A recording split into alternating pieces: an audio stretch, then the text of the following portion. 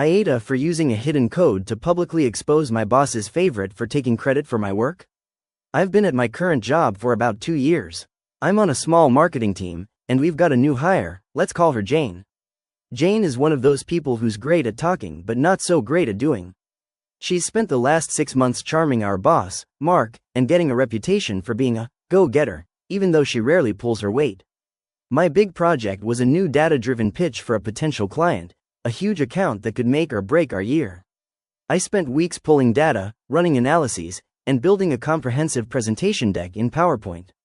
The deck wasn't just slides, it was a complex series of nested hyperlinks and pivot charts that I had custom-coded with macros to be interactive. The day before the big meeting, Mark asked Jane to help me put the finishing touches on it.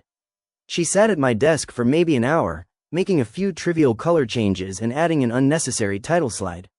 The next morning, she copied the final version of the deck to a shared drive, but I noticed she named her file, Jane's Final Presentation. I thought it was weird but didn't make a big deal out of it. Then, the morning of the presentation, Mark told us he wanted to give Jane a chance to lead a major client pitch, and that she would be presenting my deck. My stomach dropped. I knew what this meant. He'd been praising her hard work on the project, and she'd been soaking it all in, claiming she was a true co-author. I went back to my desk, fuming, but then I had an idea. I still had the master file on my computer. I went in and added a small change to my original version, a tiny, almost imperceptible modification in the VBA code I'd written for the pivot charts. It was a macro that was set to run on command. It's a simple function that says, "This slide was authored by my name," and then it hides itself. It also had a timestamp. I then replaced the file on the shared drive with my modified version. The meeting started, and I sat quietly in the back while Mark gushed about Jane's impressive work. She started clicking through the slides, confidently explaining the data I had spent weeks compiling. It was like watching someone drive a car they had never seen before.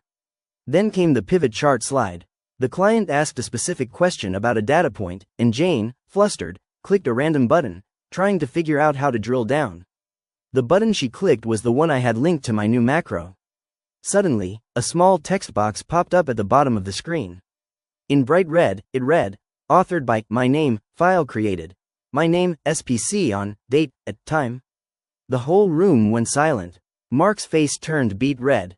The client looked confused. Jane just stared at the screen, her mouth hanging open. I just sat in the back, silently watching the whole thing unfold, feeling a wave of sweet, sweet justice.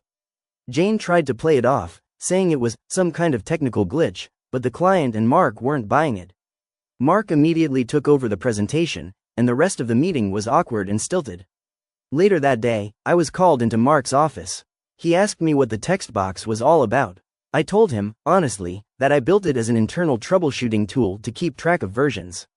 I had no idea it was still active on the main file, I said, playing innocent.